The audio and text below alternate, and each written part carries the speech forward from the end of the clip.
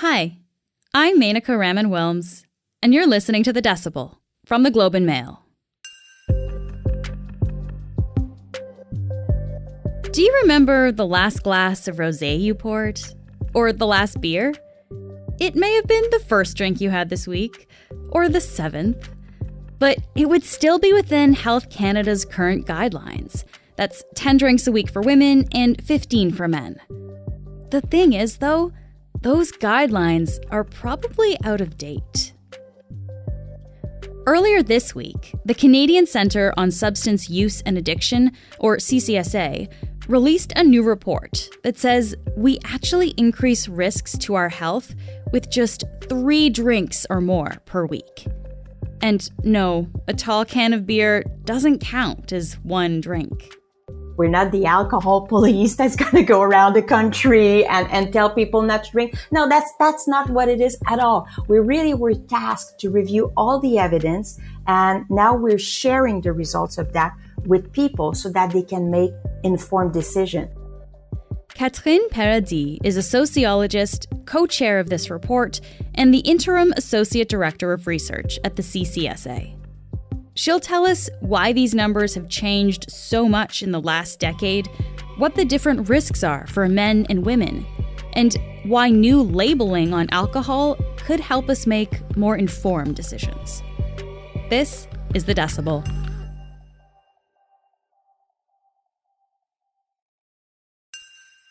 Catherine, thank you so much for joining me today. Thank you for having me.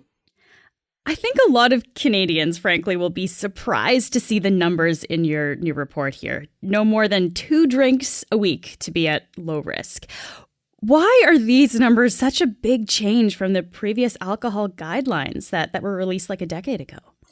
You just said it. It was a decade ago. And so we have had a tremendous increase in our understanding and our knowledge on the association between various dimensions of alcohol use and diseases, conditions, injuries. That knowledge has increased tremendously in the past decade. So it is for those reasons that it was in 2019 that the original group who had came up with the guidelines in 2011 met. We met with representatives from Health Canada and from the Public Health Agency of Canada. And we thought, you know what? We're ready. It's time to update. Can you just give me a sense of the kind of research and information that went into this report? Oh, my goodness. There was so much research. So most of our analysis are focused on the relationship between alcohol and physical health. And to do so, we collected data and appraised the quality of data coming out from nearly 6,000 studies, I think 5,946 to be precise. Wow, that's a lot of information then. That is a lot of information. And that is information in the past several years. We also built on the work of the Australians. Australia had updated their guidelines 2 years ago, and they had also done an amazing job at screening all the literature. So we also built on their findings. And so all of these studies touch on various outcomes. It can be cancer, it can be heart disease, dementia, lots of them. But for each condition that the WHO has identified as a condition that can be caused by alcohol, for each of these conditions or disease, out of the 6,000 study, we extracted the absolute best study, the highest quality study that assessed that relationship. And so from that best study, we extracted a risk function that we then gave to our mathematical modelers, who were then able to produce those risk curves that tell us what is the relationship between an average amount of alcohol you use on a weekly basis and your risk of harm. Okay, so tell me about this risk level scale then. What are the different risk levels here? Okay, so our risk curves allowed us to identify various points on the curve. And what we found is that if you take 1 or 2 standard drinks per week, your risk of harm in the form of premature death will be negligible to low. 3 to 6 standard drinks per week, you are in a moderate risk zone. if you take more than 6 standard drinks per week, you're really entering a high risk zone, and each additional drink you take increases that risk even exponentially. Okay. And when we're talking about risk here, what exactly do we mean here? What are we at risk of? You're at risk of over 40 type of conditions. So it can be heart disease, it can be cancer, it can be dementia, it can be injuries, it can be road accidents. It's all of these outcomes, which again, we do know can be caused by alcohol. And how much does your risk go up when you cross from like the moderate to the high risk category there? It's difficult to really give a specific number like that, but I can give you some maybe more concrete example. For example, if you're concerned about breast cancer, we do know that in Canada, at the moment, 1 woman in 35 will die of breast cancer. If you take more than 6 standard drinks per week, you increase your chances by 10% of being that woman. If we talk about colorectal cancer, for example, among men, we know that 1 in 48 men will die of colorectal cancer in Canada this year. And if you take 6 drinks per week or more, you increase by 7% your chances of being that man. But it's not so much necessarily about the size of that risk, but I think that it's all about the right to know. And for a long time, all of these types of risks have been overlooked and sometimes even unknown to the public. So they use alcohol not knowing that it can cause cancer. It can increase your risk of a heart disease. It can cause dementia or liver diseases. So it's just about presenting those facts to the population so that they can make informed decisions. You know, we're not regulators. We're not the alcohol police that's going to go around the country and tell people not to drink. No, that's not what it is at all. We're tasked to review all the evidence, and now we're sharing the results of that with people so that they can make informed decision, so that they can talk with a health professional if they wish to, so that they can decide to maybe move toward the left-hand side of those risk zones and see how that goes for them. Because that's also very important to know, is that it's one thing to have this information, but a very encouraging fact associated with this new evidence is that every standard drink counts, and any reduction in alcohol use is beneficial. That's it. Actually, I was just going to ask you, like, if you've been maybe drinking a bit more now and you decide to change your habits after seeing this information, is that actually going to make a difference then? It is. And that's really the good news of this project also. You know, research demonstrates that many harms related to chronic disease caused by alcohol are reversible. So it's encouraging. So we also hope that by presenting people with risk zones instead of very strict recommendations, you should not take more than X, by really presenting risk zones, that people will be encouraged. Do we know how many Canadians right now are in that higher risk category? It's 40%. And some 40%. People are surprised by that. But yeah, we already have 60% of Canadians who either do not drink 1 or 2 standard drinks per week, or 3 to 6. So we have 60% who already take less than 6 drinks per week. So when we're hearing, oh, this is impossible, those 6 drinks a week, no one will listen to that. Well, 60% are already there. I know in your report basically found that even in small amounts, alcohol is not good for our health here. But I guess it just makes me think about all these other studies that I know we've heard before about, you know, a glass of red wine a day can be good for you. What happened with that information? Like, is that not, I don't know, is that still stuff that we can listen to? Well, actually, you know, most of the science is pretty consistent. Alcohol causes or contributes to more than 40 diseases.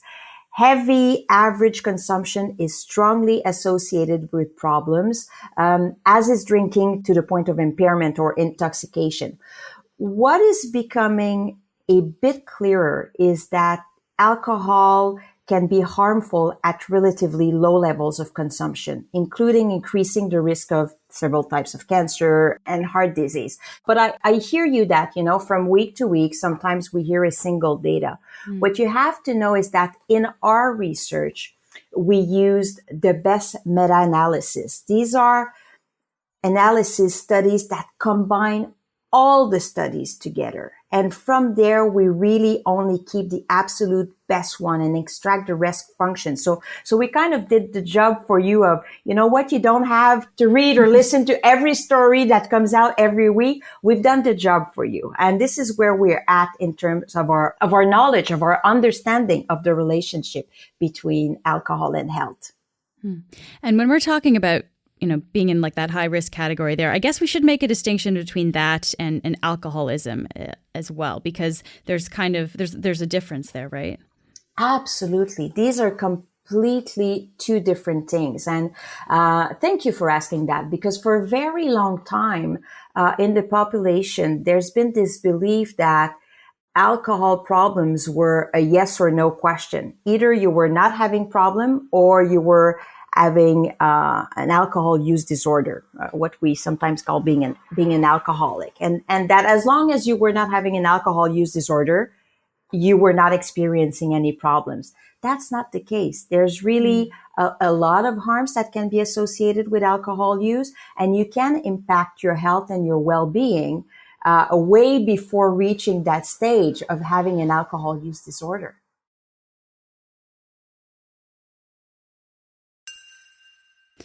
I'm wondering about the differences between men and women in these results. Are there differences in the updated risks for both men and women?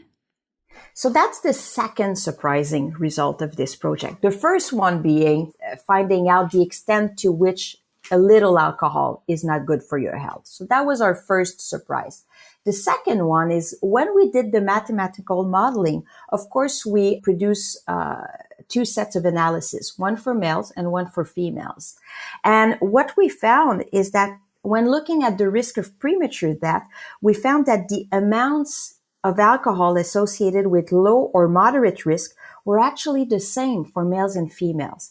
That being said, what is very important to point out is that once you take more than 6 standard drinks per week, women need to be aware that the risk becomes much higher for them. And this is due to body weights and size differences, physiological differences, and differences in the way that alcohol is processed by the body in males and females. In addition to that, it's important to point out also, and my colleagues would want me to emphasize that we should not overlook the fact that in Canada, men often drink more heavily than women. And actually, men are more likely to cause or suffer alcohol-related deaths than women. Men are more likely than women to cause harm in the sense of peer-to-peer violence or domestic violence. And that's an important message also there. We need to change the culture. Boys and males need to rethink their relationship to alcohol, what it can do to others, how they can harm to others, and change their behavior. And what about mental health? Because we've been talking about all the physical things here, but what about the relationship between alcohol and mental health? Yeah, so alcohol and mental health, we really wanted to include mental health in our modeling. We wanted to, and also at the beginning of our project, we did a public consultation. And when we asked Canadians what they would want those updated guidelines to focus on, they told us that mental health was really a priority for them. But we didn't find any study that met our high quality criteria. And therefore, we were not able to include mental health in our modeling. And that was really disappointing to us. So that's really a next step that the whole scientific community will need to think about. We'll need to be better in our methods to evaluate that relationship so that moving forward, when we update those guidelines in another 5 or 10 years, or when other countries do, they can include mental health in there because it's a big one. So it's something that you're hoping to basically have more information on in the future then. You've mentioned before that this is not just Canada that's doing this. A lot of countries seem to be reducing their guidelines here. And one of the things that your report recommends is to actually change the labeling on our bottles of alcohol in Canada to reflect the number of servings that are actually included in that bottle of wine or that can of beer. Why could putting information on the label make a difference? Well, because we're asking people to count their drinks, and no one knows what a standard drink is, or, well, some do, but it's very difficult. So not only is it difficult for some to limit their alcohol use, but on top of it all, even if you wanted to, it's difficult because what is a standard drink? The scientific response to that is that in Canada, a standard drink is 13.45 grams of alcohol. Good luck measuring that. Okay. So, but in concrete term, a standard drink is a 12-ounce beer at 5%, a 5-ounce glass of wine, or a 1.5-ounce shot of liquor. But when you open a bottle of wine, people don't know that. They don't have that information. So we need that information at the point of pour so that people can count their drink if they want to. There's also been the craft movement that has developed in Canada in the past decade. We now have all those craft breweries and those micro distilleries, and they have a wide range of products that vary a lot in terms of alcohol content, but also container size. I've had a friend who, was having a beer and suddenly was feeling very tipsy. I was like, gee, what's going on? I've had a beer and I'm tipsy, Well, I looked at it, and this was the equivalent of 2 standard drinks. So this was a beer with a very high alcohol content in a large serving size, in a large can. So yeah, you're thinking you're having a beer, but you're having 2. So these things can happen. Yeah. It's all about consumers' right to know. We have calories, we have nutrition label on all the food we eat. Why not alcohol? Health Canada guidelines, if you look online, which we did, they still recommend 10 drinks a week for women, 15 for men at a max. So those are much higher than the recommendations that are in your report. But based on what you found and the work that you've done here, do you expect Health Canada in the future to actually change their recommendations? It's totally normal that this is still the information provided on Health Canada website, because these are the 2011 guidelines. And what was released on Monday were not the finalized guideline. On Monday, we launched an open consultation on the work we have done to date. We are entering the last stage of our scientific work, where we're seeking feedback on the science. Those finalized guidelines will be released on November 15. So it is from that date that we hope that health organizations around the country, including Health Canada, will start reviewing the information that they have been sharing for the past 10 years. Catherine, thank you so much for taking the time to speak with me today. Thank you for having me.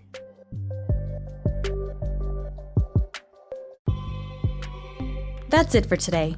I'm Menaka Raman-Wilms. Our summer producer is Zara Kozema. Our producers are Madeline White, Cheryl Sutherland, and Rachel Levy-McLaughlin. David Crosby edits the show. Kasia Mihailovich is our senior producer, and Angela Pacenza is our executive editor. Thanks so much for listening, and I'll talk to you tomorrow.